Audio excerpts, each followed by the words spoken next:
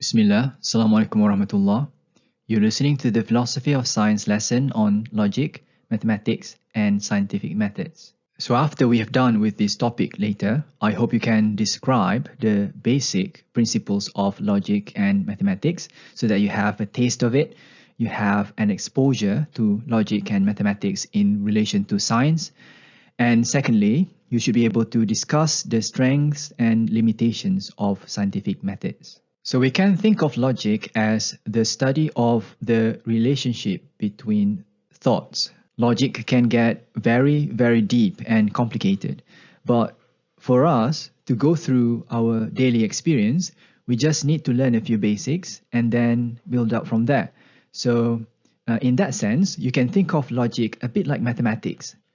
For most of us, most of the time, we don't need to understand complex calculus in order to live, in order to have a meaningful personal and social life.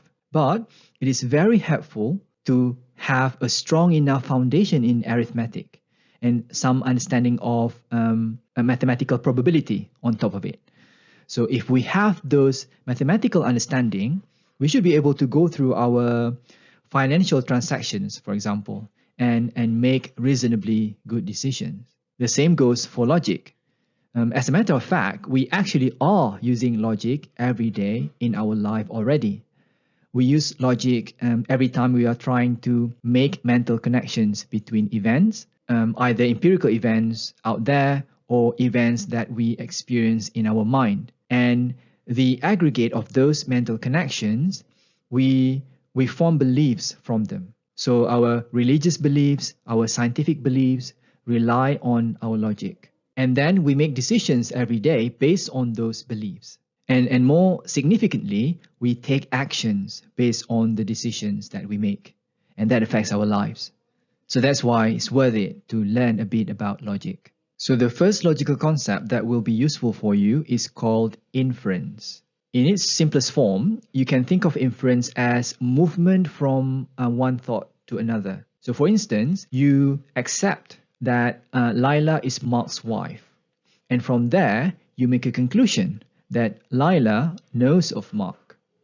So that movement that you make from thinking Laila is Mark's wife to the thought that goes Laila knows of Mark, that movement is an inference.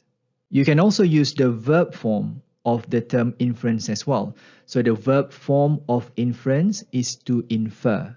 So here you can say that because Laila is Mark's wife, I can infer that Laila knows of Mark. Now, when you make a logical inference, you want to pay attention to what is called presuppositions or hidden premises.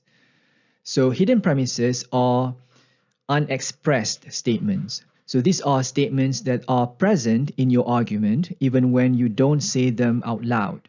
So as a logical thinker, you want to train your mind to detect those hidden premises. So if we go back to the example that we just used, we accepted the premise that Laila is Mark's wife, right? So from there, we infer the conclusion that Laila knows of Mark. But within that inference, there is actually a hidden premise. So that hidden premise goes, wives know of their husbands. So here we presuppose that when you are married to your husband, you know your husband. At the very least, you know that your husband exists. So if you reject that second premise for whatever reason, if you don't accept that wives, generally speaking, know of their husbands, then you cannot move your thought from premise 1 to the conclusion. So that's the importance of hidden premises. Even if hidden premises are not stated explicitly, they are involved in your inference. I've been mentioning the word premise a couple of times. So what's that? A premise is a statement that has truth value.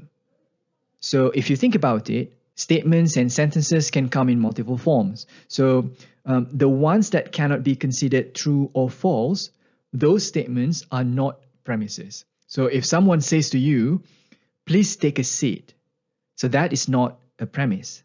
Right? So the same goes for a multitude of other expressions like, oh my God, right? Or questions like, how are you doing today? So all of those are not premises. On the other hand, premises are statements that have truth value, which means we can consider whether it's true or false.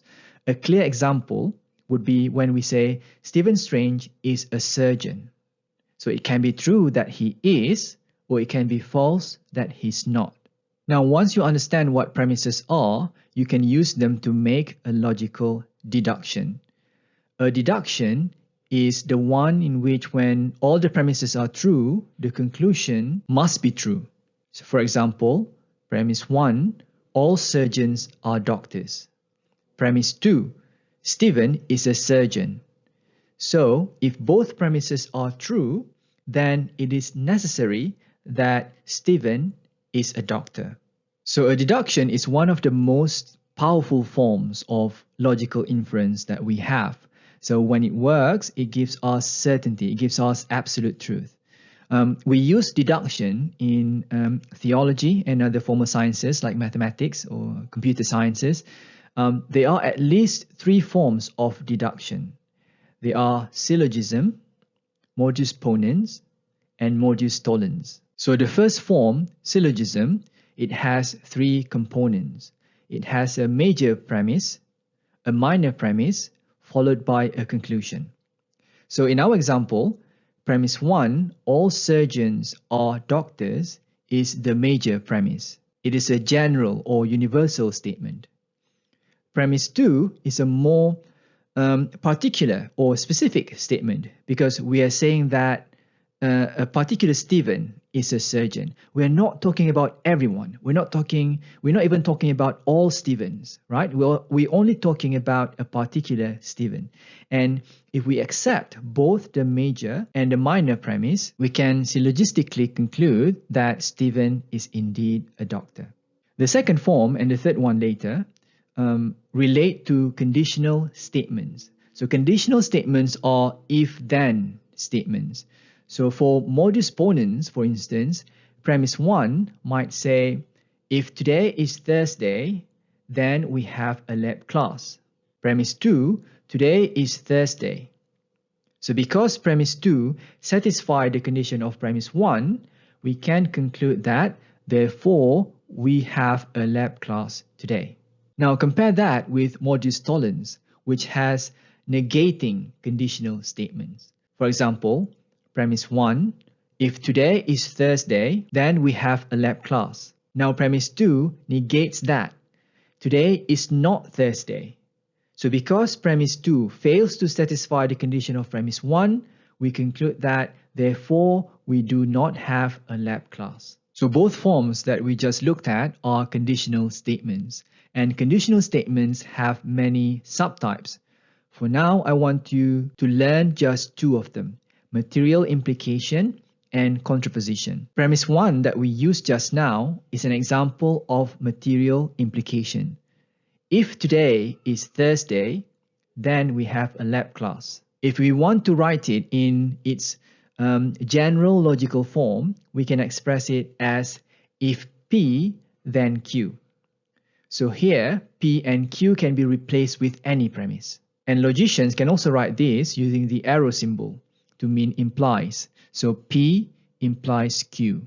The contraposition is simply the flip of that. So it is when we say, if not P, then not Q. So if today is not Thursday, then we do not have a lab class. And to write it down, logicians will use the negation symbol. So here it means not P implies not Q. All right. Those are the 2 examples. I won't go deeper than that for now. I'm going to put links on the reference page for this episode. So if you are interested in going deeper, you can continue your exploration there. I just want to bring up these examples to give you a taste of what it's like. So these are the tools that scholars use in certain fields of philosophical research. So if you are not interested in this personally, I would say don't worry about it. You can still think about science philosophically without studying symbolic logic. But if you're interested, go for it. And this stuff, by the way, has applications in computer science, for example. So for instance, we use conditional statements all the time in writing control flow in Python and many other programming languages. So it can be useful there. Now, other important properties of a deduction are its validity and soundness. So listen to this argument carefully. Premise 1, all surgeons are doctors. Premise 2, Stephen is a surgeon. Conclusion, therefore, Stephen is an avenger. Now you should sense something is wrong here, right? But if you look at the premises, they are both true. And the crazy thing is, the conclusion is also true. But something is off here. So what went wrong? What happens here is not the problem with the content of the argument. The problem here is with the structure. Here, you cannot infer the conclusion based on premise 1 and premise 2. In other words, you cannot deductively conclude that Doctor Strange is a member of the Avengers based on accepting that all surgeons are doctors and Stephen is a surgeon. So in cases like this, we say that the deductive structure is invalid. The validity of an argument is about the structure of the argument, not the content. In order for an argument to be valid, the truths of the premises must structurally guarantee the truth of the conclusion. If the structure of the argument fails to do that, then it is not a successful deduction. And as we have seen in the example, when we analyze the validity of an argument, we ignore the content of the premises and of the conclusion.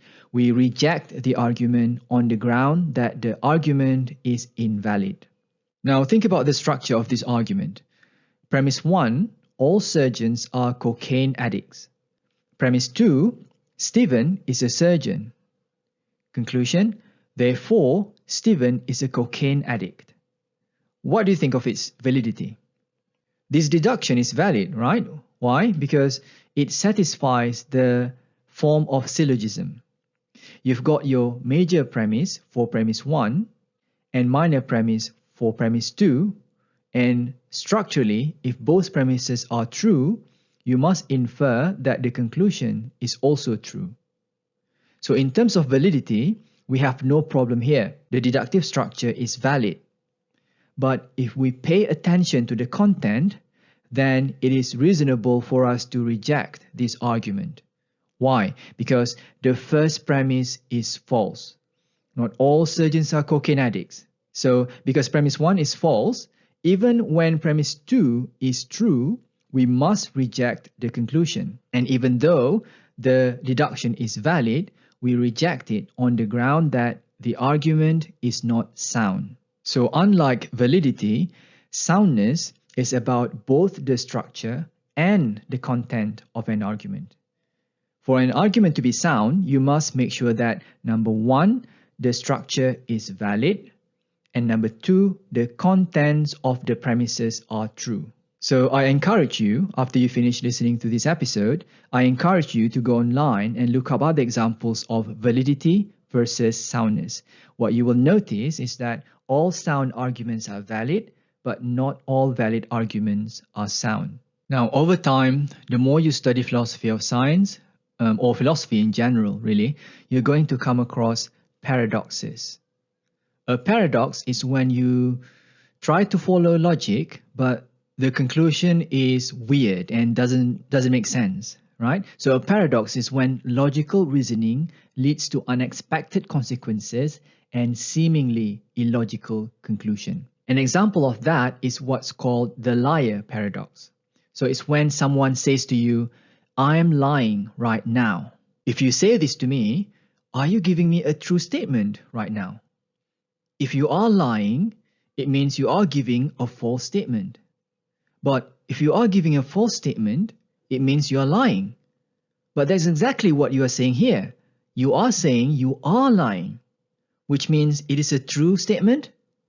But if this is a true statement, then it is true that you are lying. But if you are lying, it means that it is a false statement. You see? So it goes in a confusing circle. So there are loads of examples of paradoxes like that, and many of them cannot be solved. However, in empirical sciences, at times, what seems like a paradox can actually be solved and understood. Some ideas that seem paradoxical are not paradoxes. So I will leave you a video of an example called Einstein's twin paradox, which is a thought experiment related to general relativity. I think the video is very helpful. Now, the wisdom of thinking about paradoxes is this.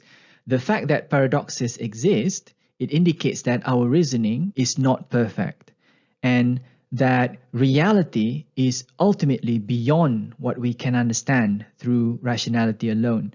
So that's such a key principle that you want to have when you read about science or when you have any rational discourse. Now, even though deduction is pretty awesome, we can't use it all the time. In fact, most of the time in science, we use induction. And induction, or inductive argument, is that in which when all the premises are true, the conclusion is probably true. Now listen carefully. The conclusion is not necessarily true, only probably true. For example, premise 1, vaccine X protects clinical study participants against virus Y. Premise 2, I took vaccine X. And from there you can infer the conclusion that therefore I am protected against virus Y. Here, it is still possible that even if I took the vaccine, I still get sick from the viral infection. Because in induction, when all the premises are true, there is a chance that the conclusion may not be true. So we use induction in empirical sciences almost all the time. We use the type of it that's called inductive generalization. So it is when we move from specific observations to a general conclusion. Usually we take a number of samples into our lab and run experiments with them. And from the results of the experiments, we make a general scientific theory. So even though we only study a limited number of samples. And we also use past observations to predict future observations, meaning that when we share our experimental procedures in an academic paper, we assume that if other scientists repeat the same experimental procedures, they will get the same results in the future. One crucial question that you want to ask is, what is the limit of inductive generalization? Is it logically necessary that experiments that we do in the lab will resemble true phenomena in nature outside of the lab? Or is it necessary that our future will always resemble the past observations? So, spoiler alert, the answer to these questions is generally no. And that leads to what is referred to as the problem of induction. I'm going to leave references for you to explore. But the basic idea of the problem of induction is this. We can't ultimately justify the truth of our inductive conclusion. And that applies to scientific theories that we get from empirical sciences. So we cannot justify scientific theories as a logical necessity about reality. We can get certainty in formal sciences. Make sure you look at my previous notes on the differences between empirical and formal sciences. I should make a video about that at some point. Anyway, the reason we can get absolute truth from formal sciences is that they rely on deduction. But since for empirical sciences we rely on induction, we have to assume certain foundational beliefs that are problematic. For example, scientists might assume and believe there is a necessary connection between two natural events. When I go to the lab and I pipette a drug solution into a cell culture dish, the changes inside the cell, the metabolic changes inside the cell, are necessarily caused by the drug. So that's an assumption. And many scholars have pointed out the flaw of that logic. For example, you have Al-Ghazali in the 12th century who pointed out that just because two things happen one after the other, it doesn't mean that one necessarily causes the other. And that argument is popularized in Europe around 500 years later by another scholar called David Hume. So the main point here is empirical sciences cannot provide absolute truth. But it doesn't mean we should abandon induction in science altogether. We just need to readjust our expectations about scientific theories. So we don't say scientific theories provide the truth. We simply say that scientific theories are true enough that they match our sense experience so far. And secondly, we say our scientific theories are true enough that they help us make future predictions, which allow us to build technologies so that we can fly our rockets and play games on our phones. Now, I want to touch one more thing quickly before we finish. Besides deduction and induction, there's another type of logical inference that we use in science. So when you get data from scientific studies, more often than not, scientists can infer more than one explanation from the very same set of observations. So when this happens, scientists would choose or infer the best explanation. And we'll talk about how scientists do that in future episodes. But the point is, scientists will infer the best explanation given the available evidence. So this inference to the best explanation is called abduction. A simple example of abduction is when doctors do their differential diagnosis. So if a patient presents with a runny nose, low fever, and no other symptoms, the doctor can conclude that he has a common cold. So that's logical. So even though you can inductively argue that the patient might have something else, some rare diseases or genetic disorders that may show up as similar symptoms. And you're not wrong, technically. But by applying abduction, the doctor will not come to those rare conclusions. At least not until she observes any additional symptoms. So that's the value of abduction. It helps you make conclusions based on available evidence, even though those evidence might allow you to infer to multiple other conclusions. All right, I'll stop here for now. You can go through the episode again if you missed something and read the references that I'll share with you later. Okay, talk to you in the next one. Barakallahu li wa lakum. Wassalamu alaikum wa rahmatullah.